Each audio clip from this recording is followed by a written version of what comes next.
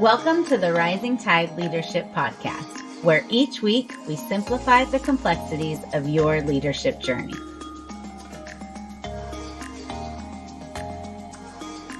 Welcome, everyone, to another episode of the Rising Tide Leadership Podcast, where we aim to give you critical and easily applicable leadership concepts to help you along your journey. Before we dive in, we would love for you guys to download those show notes and follow along. I'm your co-host, Scott, and I'm here with the one who makes this all possible, Dr. Michael David Morales, a.k.a. Mo. Mo, how are we doing today? Hey, Scott. I was doing well and ready to talk about leadership. Let's do it. Awesome. So Joe Pesci, who is one of my favorite actors, I have a few, but he ranks the top. Most people know him from Goodfellas or Casino or any other number of gangster-style movies that he typically stars in. But back in the early 90s, he actually made a film called My Cousin Vinny, which has come to be well known. But he plays a loudmouth lawyer whose job it is to defend two cousins who are facing a murder charge.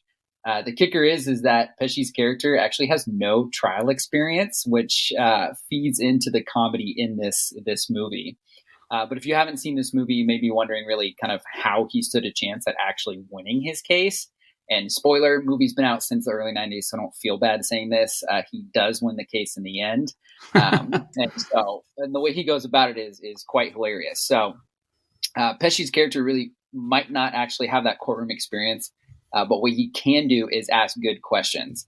And there's a really memorable scene in it where he's interviewing a character and he says, what are those things in this picture? And the guy goes, well, those are trees. And then at another time, he's like, oh, well, what is that thing that right there that goes over the window? And the guy goes, well, that's a screen. And in the film, you're hearing him ask these questions. And at first you're like, man, these are kind of dumb questions. But you come to realize that even these simple questions are great and really good questions. And that's really the point. It's his asking of good questions that ultimately helps him win that case. He doesn't overcomplicate things at all and still gets the result that he wishes. So he realizes kind of that power and that result that asking good questions can actually have. And so ultimately every conversation, whether it's in the courtroom, like Joe Pesci's character, whether it's in a dugout, whether it's on a subway or a metro, is an opportunity Right. to ask those good questions, which is why we have an entire episode dedicated to it. So getting into it, Mo, what can you teach us today about why asking good questions is so important? Yeah. Well, thanks for that opening story. And I think everybody who is above the age of probably 30 to 35 can remember that movie. And if you haven't seen it, definitely worth a watch. And I heard that they still use it in law school because it's really just a great representation of asking great questions. And it's not always about being precise or whatever. It's just getting it out there. So that's what we're learning today, right? All life is conversations. And my mentors taught me early that being in a relationship with people is all about having great conversations. And you probably fall under one of two categories. You're either an extrovert, which means you love conversation because you just like the sound of your own voice, right? Or you're an introvert, which means, you just figure if somebody else is liking the sound of their own voice, at least you don't have to talk. But either way, those conversations within relationships are really important if you want to be a leader of people. So whether you're an extrovert or an introvert today, this is going to be helpful for you. So let's talk about the importance of asking good questions. And so the first thing is this: asking good questions fosters a culture of learning and collaboration. Now, a lot of big words, but we're going to sift through that. So in an earlier episode, we talked about Apollo 13, which again is an incredible movie, one of my favorites. And I love movies about space, human instinct, striving to get better, going further, stuff like that. So here's another one. And if you haven't ever seen this movie, you got to go see it. It's called Hidden Figures, 2016, based on a true story of a team of Black female mathematicians who worked at NASA during the early years of the space program. And in one particular scene of that movie, it highlights the importance of listening and the impact on team culture. And so in that scene, Katherine Johnson is part of a group who's tasked with calculating the launch and the landing coordinates of astronaut John Glenn and his historic space mission. Well, Catherine's challenged with aligning the calculations from different departments and they have a really tight deadline. And so really my question is, how the heck do you even know that kind of stuff? It's crazy. And I guess some people are just really smarter than others. But anyways, feeling overwhelmed, Catherine's colleagues, Mary Jackson and Dorothy Vaughn, notice that she's struggling, and they get a bunch of fellow coworkers together and they lend her some support. And if you're out there and you're in a company, the question is, can you relate to that? How many times have you needed support from the people in your company? Well, in an act of solidarity, all of these coworkers form a makeshift assembly line to manually cross-check and verify those crazy calculations that are required for the mission. And so that's a great part. And so during this intense pivotal moment, the culture within the group shifts, and that's what's important. Rather than working individually, each person listens attentively, they give input, they give insight, and they engage in open and respectful dialogue. And they exchange ideas, they collaborate to achieve the shared goal of ensuring a successful mission. And as we like to say in the Army always, I will always place the mission first. And that's exactly what that team was doing. So by actively listening to one another, the team members overcome their initial divisions and they begin to understand the importance of leveraging each other's unique strengths and the knowledge. And so they recognize that their collective efforts are greater than the individual contribution. And so this realization creates a really profound sense of camaraderie, trust, unity. And so their active listening and collaboration is what I'm getting to. Their active listening and collaboration, Catherine, Mary, Dorothy, and all their colleagues, they successfully complete the calculations that contribute to the mission success. Their story demonstrates pretty much how listening can bridge gaps, break down barriers, and create a culture of inclusion and cooperation. And so this powerful example from Hidden Figures illustrates or tells us that, there's a transformative impact that happens when groups listen and then they start to strive and achieve a shared goal. And so it highlights active listening to others because everybody's got perspectives. They've got good contributions. And when we work together, we can foster a culture of respect and we can ultimately, get some outstanding achievements just like this team does. So if you want to practice effective leadership that fosters a culture of learning, collaboration within your team or organization, you need to ask good questions. And so within your team, I want you to think right now for our listeners, does your team ask good questions? Do you guys collaborate? Do you do things like Catherine's team did? Because she relied on others instead of just saying, well, I'm just going to do it myself. Because she knew if this is space, if I'm going to get this done, I need more than just myself. And so leaders out there, you need to ask thoughtful questions. You need to ask probing questions. Great leaders encourage their team members to think critically, to explore new ideas, new perspectives. And so if you take this approach, it's going to break down barriers. It's going to encourage open dialogue on your team. And it's going to lead to an increased innovation, creativity, problem solving. All of these things will get better with your team. So by asking good questions, leaders empower their team members to build trust, create a collaborative atmosphere, and then that drives the growth and success. Absolutely. First things first, I have to say Hidden Figures, another phenomenal movie. I'm pretty sure, I think Kevin Costner's in that one too. And oh man, he's one of my favorites. One of the other things as we were talking, one of the things that just really popped straight into my head is just how creating that open dialogue that you were talking about can be so critical for that free flow of information within an organization. And I think back to other organizations and other places that I've worked or things that I've been involved with that don't encourage that. And it can be so frustrating as an employee, as a volunteer, whatever it may be. And so I just completely resonate with that. So, but that's that first point. So Mo, why else is it important to ask good questions? We can't just stop there. Yeah, of course we've got a couple more, right? We always do. So the second is this: leaders always ask questions because asking good questions fosters a deeper understanding of challenges and opportunities. And so one of the exercises that I take clients through, and it's usually pretty early in the process, is you know, how do you ask those questions and how do you do it in a timely manner and do it properly? Because all great success stories have a team of people that get the job done. So for this exercise, I help clients, ask 4 good questions that are going to change the way that they do leadership. And so we're not going to do all 4 today, but we will do 2 of them. And so I'll start by saying this. In the late 90s, Steve Jobs, the co-founder of Apple, faced a really significant challenge with the company's profitability. It started to decline, and the product line seemed to lack innovation, direction, and he knew he needed to turn the tide.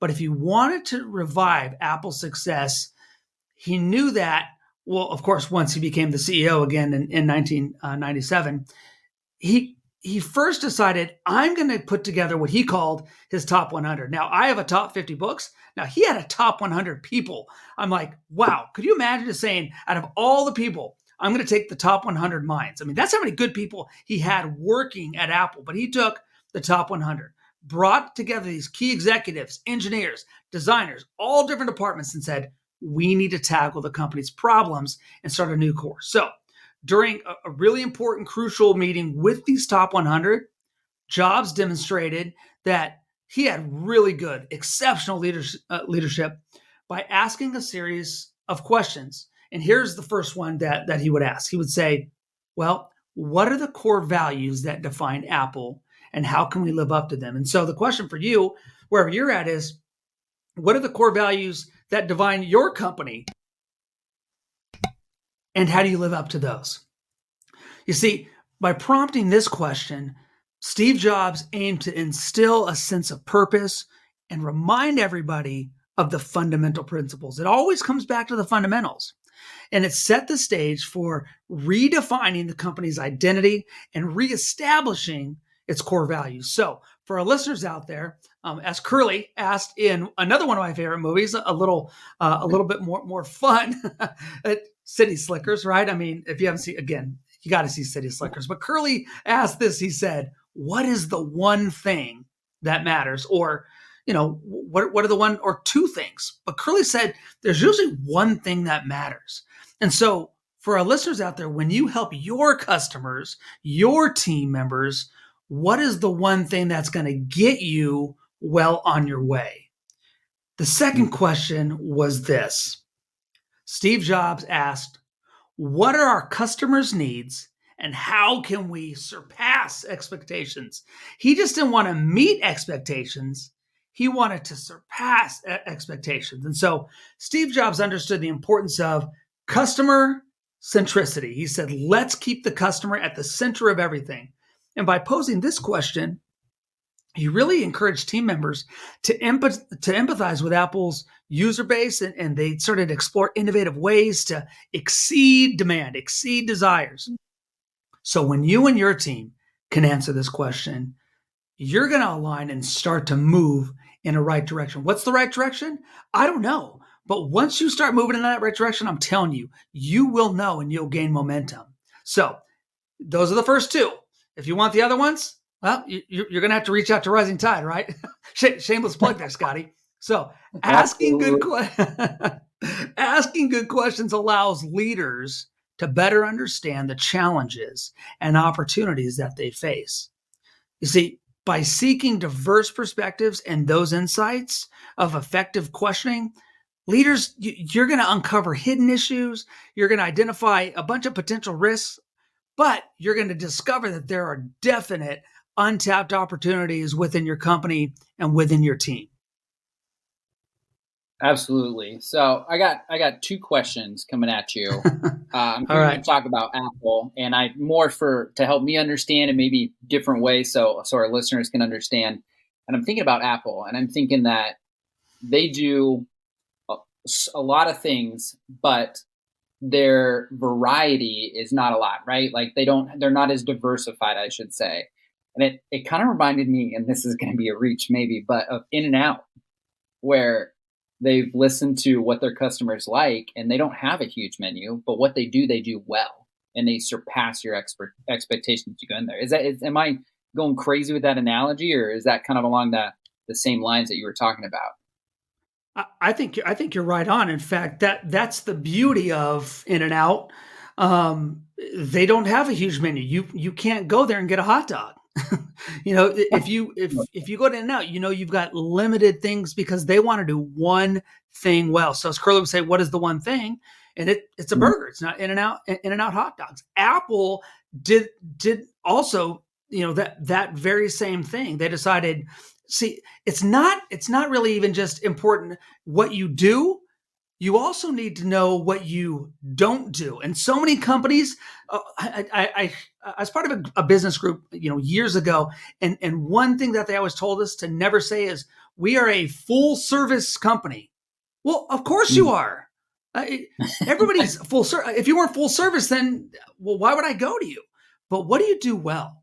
And they said, Mo, it's important for you to tell us what you do, but you also need to tell us what you don't do, because then, we can know, let's focus on this with Mo. And so leaders, what you want to do is, no matter what you're doing, no matter what the industry, no matter what the one thing is, you need to ask good questions, because leaders are all about gathering relevant information.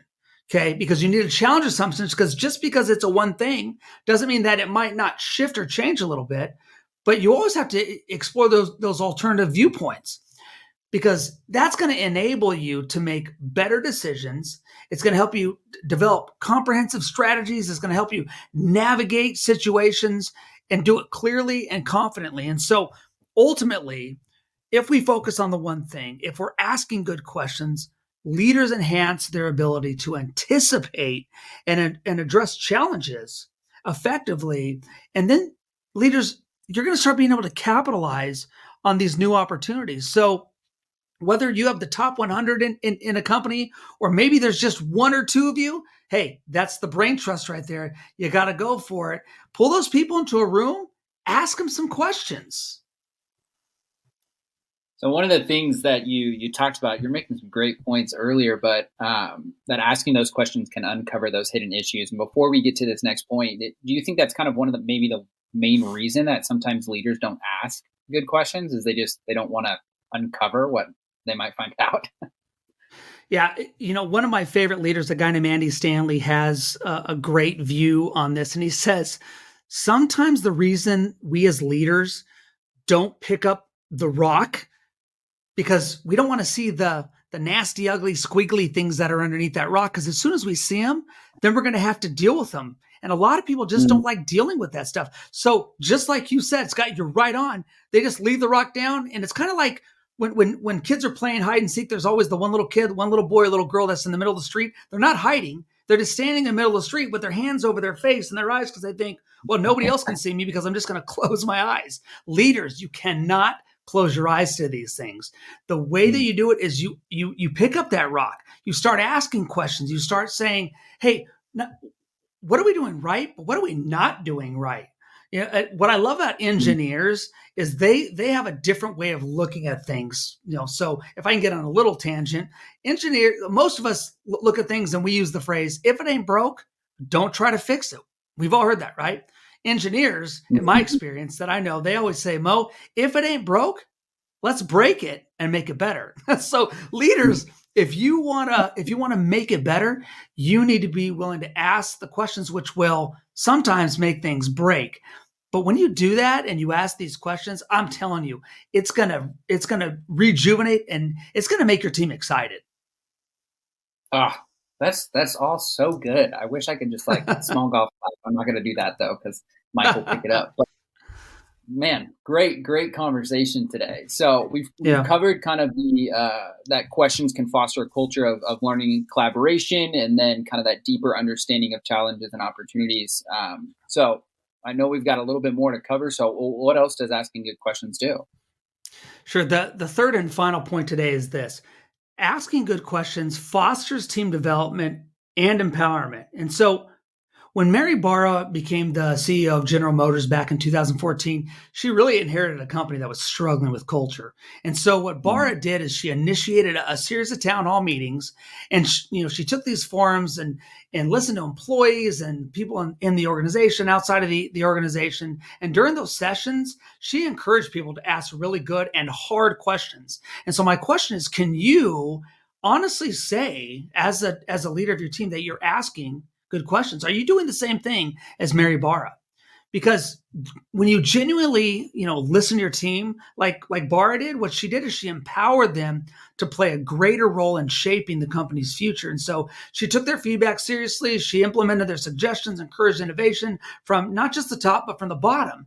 And so what happened is General Motors saw a culture shift within their company.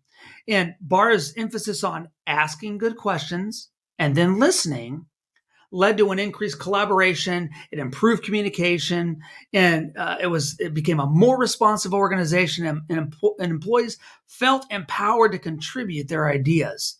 And so Mary Barra's example tells us that leaders who prioritize asking questions and then listening, it's always got to be both. You got to ask the questions and then listen to the people that look to you, your subordinates, whatever. That's what helps employees feel valued and empowered.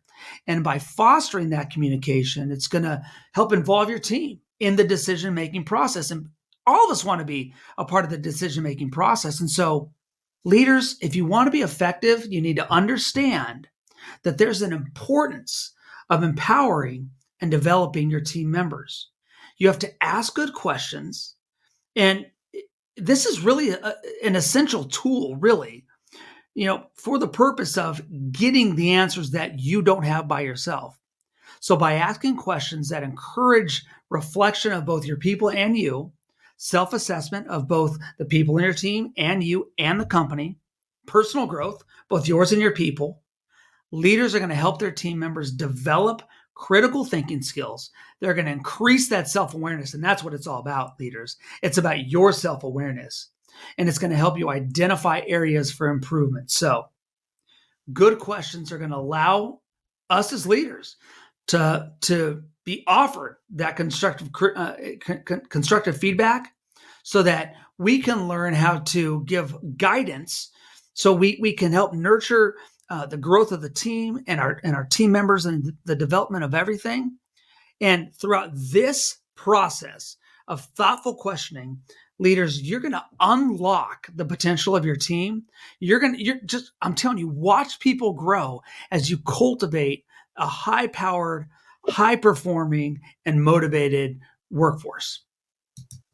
Man, I feel like empowerment is such a critical factor for leaders, especially when it comes to their team.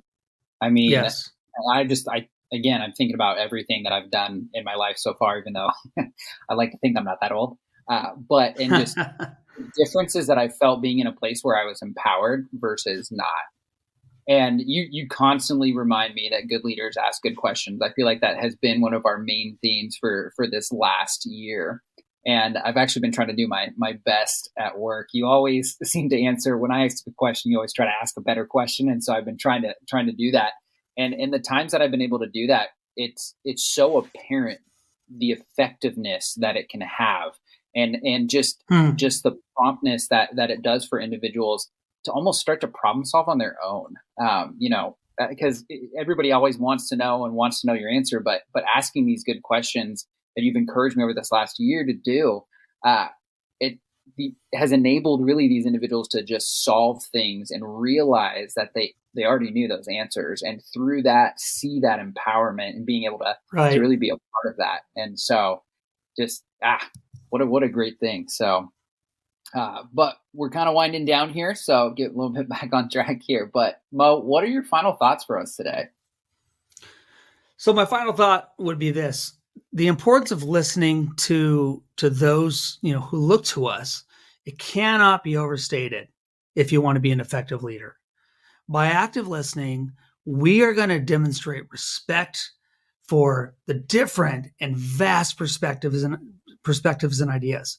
And when you do that, you're going to foster a culture of inclusivity and collaboration, and people are going to start wanting to give their 2 cents. and you're going to find out that their 2 cents is worth $1 million. So listening allows us to tap into the collective wisdom of our team. It unlocks innovative solutions. It enhances that decision making. And by truly hearing our team members, we cultivate trust, boost engagement, and we empower them to perform at their best, which ultimately helps the company. So my hope is that each of us would embrace the power of listening, that we would transform, just who we are into more empathetic and influential leaders, and that we become more and more capable of inspiring and guiding our teams towards success. And the way we do that is by asking questions. Absolutely. And just, shameless plug, if you want to know more about listening, we do have a previous episode 57. If you guys want to drop back, our listeners want to drop back and learn more about listening. So, well, that brings us to the end of this episode today. If you guys enjoyed listening today, we would just encourage you guys to rate, review, and subscribe. And don't forget to share. Thank you all so much for joining us today. We'll see you guys next time. Thank you for listening to this episode of the Rising Tide Leadership Podcast. Highlights and resource links are available for you in the show notes. We hope that you will join us next time as we continue on the leadership journey. Don't forget to like and subscribe so you don't miss out, and share with others so they don't miss out. See you next time.